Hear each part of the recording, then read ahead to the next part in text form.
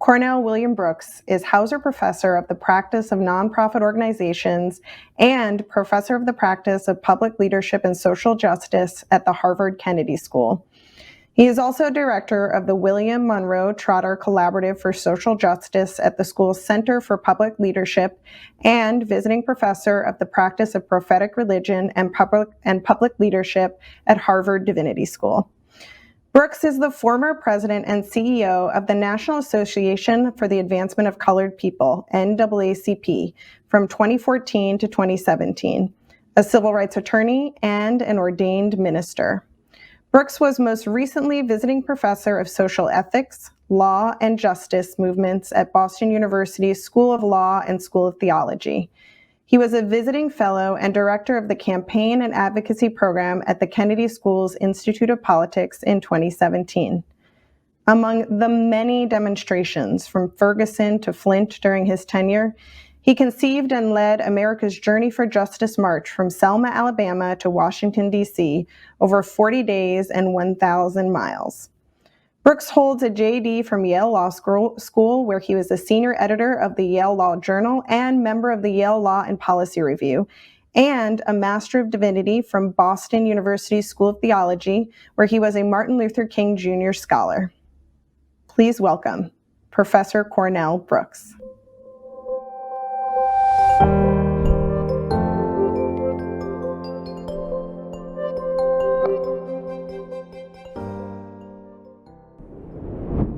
Hello, my name is Cornell William Brooks. I'm a professor as well as the son of a physician and the father of an aspiring physician. And so I just want to say at the outset that I'm delighted to be a part of this conversation with the American Academy of Pediatrics, particularly at this moment in history. It is an incredible responsibility to speak with you today in this moment in which the country is divided along the fissures of class and fault lines of race in a moment of generationally unprecedented policing. And so in this moment in which so many Americans are grappling with the tragic deaths of Breonna Taylor and George Floyd and so many others, I want to speak with you for a few moments on policing as a pandemic of trauma, healing, storytelling, and justice seeking. Before you is a series of images, 3 iconic images. From left to right, the images of 2 Afro-angelic boys, a 12-year-old Tamir Rice, a 14-year-old Emmett Till, and of course the 46-year-old George Floyd. You recall that Emmett Till was killed by white racists in 1955 in Mississippi on the eve of the Montgomery boycott, and his death and his tragic image in death literally animated and inspired the civil rights movement. Tamir Rice, who was killed a few years ago at the hands of the police in Cleveland, Ohio. 12 years old, a little boy playing with a toy gun on a playground. A police officer, seeing him playing with this toy gun, assessed his dangerousness in less than 2 seconds, issued a police command inside of a police vehicle with the windows rolled up. The officer disembarked and took Tamir Rice's life. And of course, George Floyd, who was killed only weeks ago, his death set into motion protests and demonstrations all across the country. At least 27 million Americans participating in George Floyd protests over at least 550 jurisdictions in this country, and literally in every corner of the globe. These images, tragic as they are, represent the countenance, the face of police brutality in this moment. But I want to suggest to you, as physicians, as nurses, as people who dedicated their lives to the health and well-being of children, that the harm of police brutality is not confined to police homicide victims, but the harm is a matter of over-policed patients and untreated children.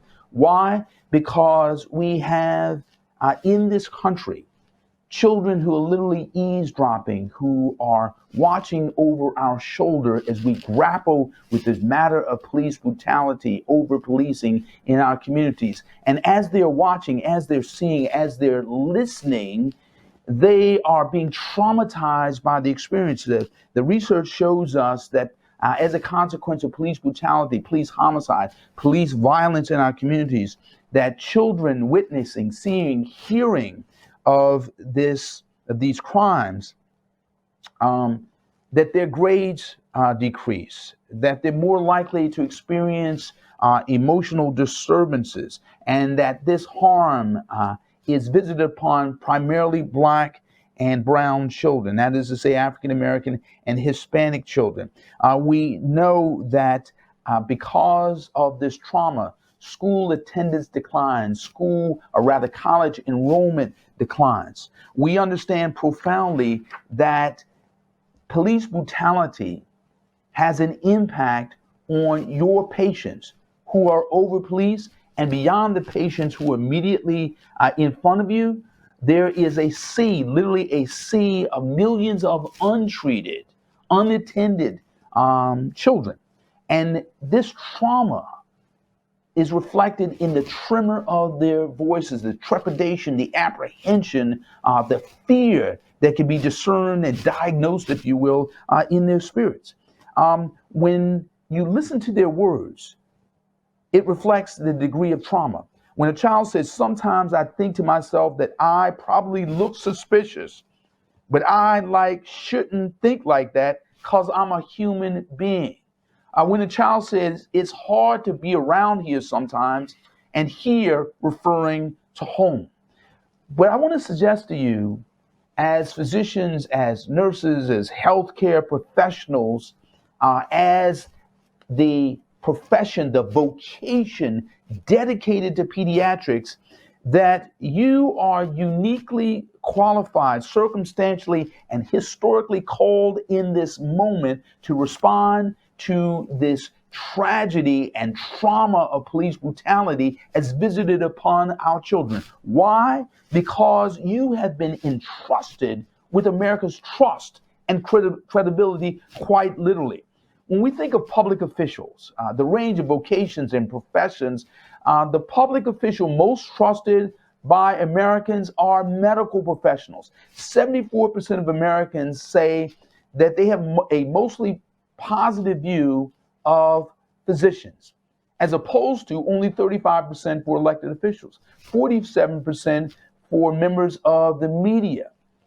When it comes to regarding people as having honesty, integrity, at a very high or high level, in first place are nurses, in third place are doctors, in 10th place are clergy, and way down in 21st place, congresspeople. I want to note here, think about the people in your vocation. Think about the people in your profession. You have literally been given America's trust, and as a consequence of this moment in which literally we had generationally unprecedented levels of activism, literally millions of Americans in the streets across the length and breadth of our republic, in this moment, you enjoy a special and extraordinary measure of trust.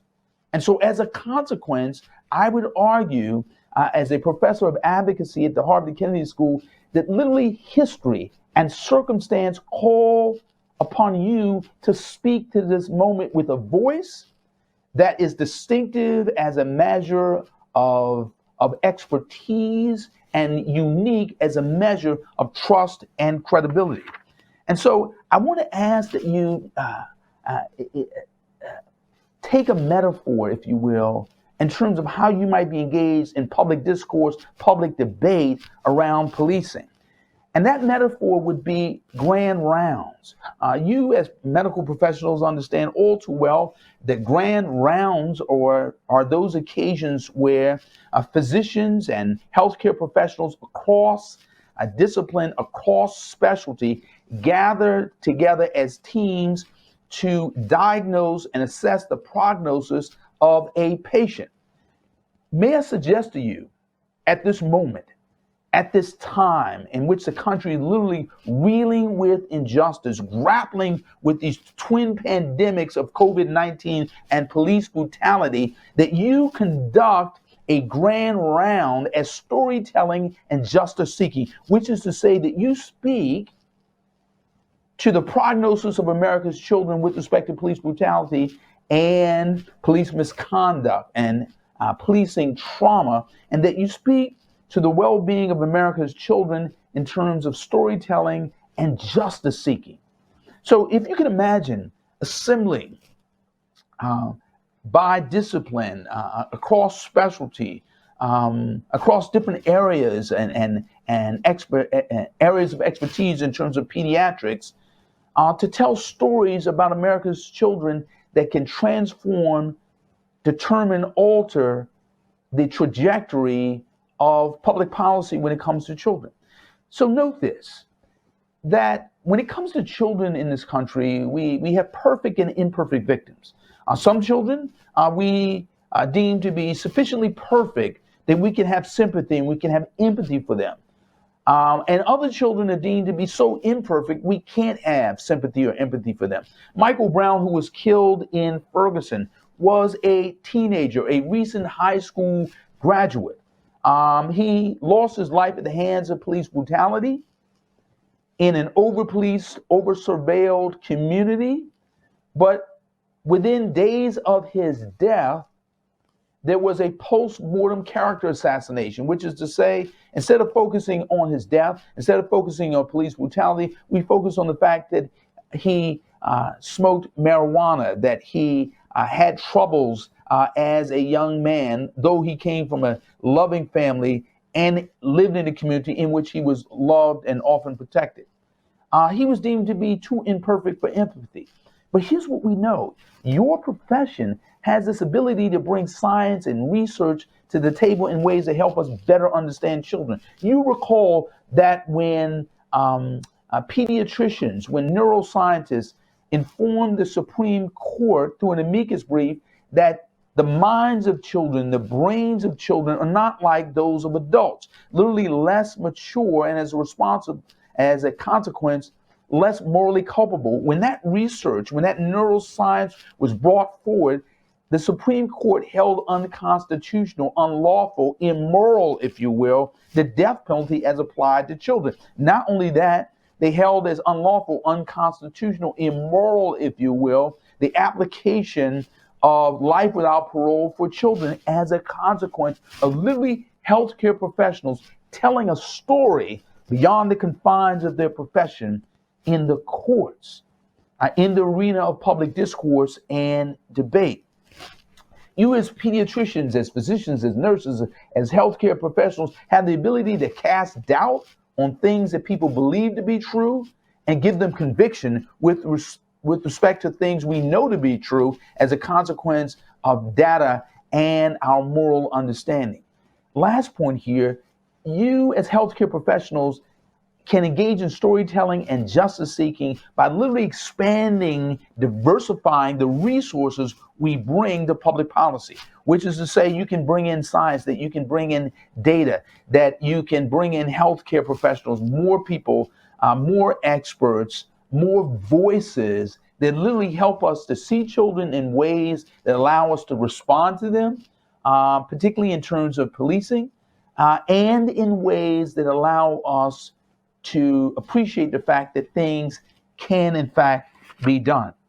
And I just want to note here, when it comes to storytelling and justice seeking as a way of conducting grand rounds for the benefit of the public, this is not something that is unfamiliar to you in the realm of pediatrics. Why? Because among your ranks are pediatricians who've done this to great effect. You recall Dr. Mona Hanna-Attisha, who told the story of the children of Flint in ways that help America understand not just the danger of lead, but the danger of inaction and the danger of moral paralysis in the face of a great injustice. Consider Dr. Fiona Danaher with respect to bringing her voice as a pediatrician to the matter of immigration. When we think about their voices, consider these words. For me, treating children humanely is a question of basic morality. I knew I couldn't sit on the sidelines. I know I'm speaking to you in this moment, invoking the words of one of your own. And I know that you cannot sit on the sidelines. You cannot be content to be on the sidelines in this moment of generationally unprecedented activism. I want to leave you with a few takeaways. As a matter of conscience and conviction, I want to suggest to you that you as pediatricians can call on America to engage in a Hippocratic approach to policing. That is to say, do no harm. It's not enough for us to content ourselves with children not becoming hashtags, not becoming police homicides. We have to also consider the trauma of over-policing and over-surveilling communities of color. I also want to call upon you to remind America that the social determinants of health coincide with the social determinants of crime, that we can in fact disrupt the school to prison pipeline, that we can recognize children as patients in our care, not suspects under our surveillance, that we can in fact engage as a country in healing and advocating on behalf of children, and that healing patients and advocating on their behalf go hand in hand. And the last point I want to leave you with is this. In the Christian scriptures, there are 4 stories of Jesus: Matthew, Mark, Luke, and John. Theologians tell us that these 4 gospels written by 4 authors provide different lenses, different perspectives on the life of Jesus. But one gospel, written by the Apostle Luke, is described as the gospel written by the great physician. But I want you to take note of this, that the gospel of Luke describes the childhood of Jesus, describes and at length and in detail the birth of Jesus. In other words, the gospel written by the great physician was in fact written by a great pediatrician. I'm lifting up here not a religious point, but rather a storytelling point, which is to say, at least in terms of scripture, a pediatrician had a prominent role in terms of telling a story. In this moment, at this time, pediatricians, nurses, healthcare professionals, all of you who've dedicated your lives to pediatrics and the well-being of children have a special, unique, circumstantially and historically called role to tell the story of America's children and seek justice on their behalf. With that said, I just want to thank you and express my appreciation for this opportunity to be with you.